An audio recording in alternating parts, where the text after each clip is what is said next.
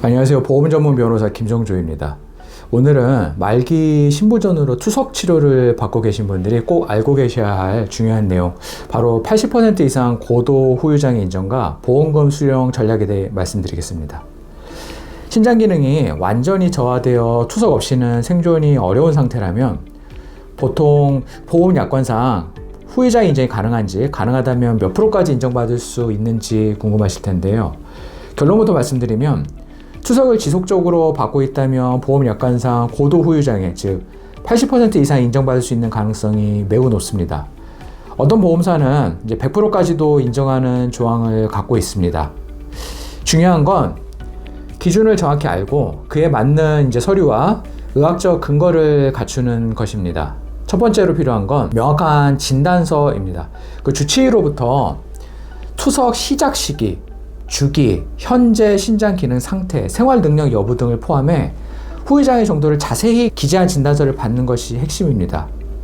두 번째는 그 상태를 뒷받침할 객관적인 기록입니다. 혈압 검사 수치인 eGFR, 크레아티닌 수치, 투석 치료 영수증, 투석실 내역서 등 신장 기능 상실을 입증하는데 이제 매우 중요한 자료입니다. 특히 eGFR이 10 미만, 크레아틴 수치가 8 이상의 경우에 고도 후유장애 기준에 부합하는 대표적인 사례로 인정이 됩니다.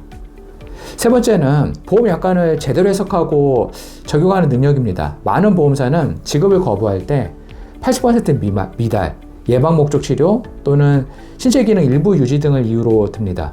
하지만 약관을 정확히 읽고 해석해보면 이런 사유로 부지급되는 건 정당하지 않은 경우가 많습니다. 실제로 금융감독원이나 법원에서도 이 부분에 대해 환자의 손을 들어주는 사례들이 계속 나오고 있습니다.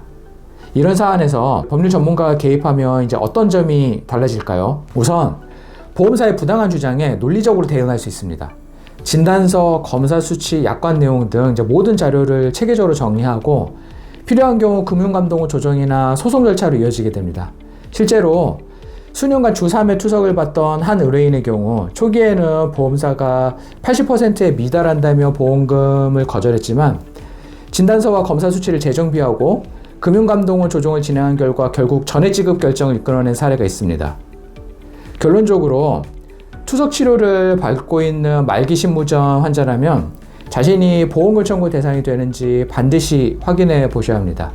기준에 부합한다면 적극적으로 청구 절차를 밟아야 하고 불합리한 거절이 있을 경우 이를 받아들일 필요는 없습니다.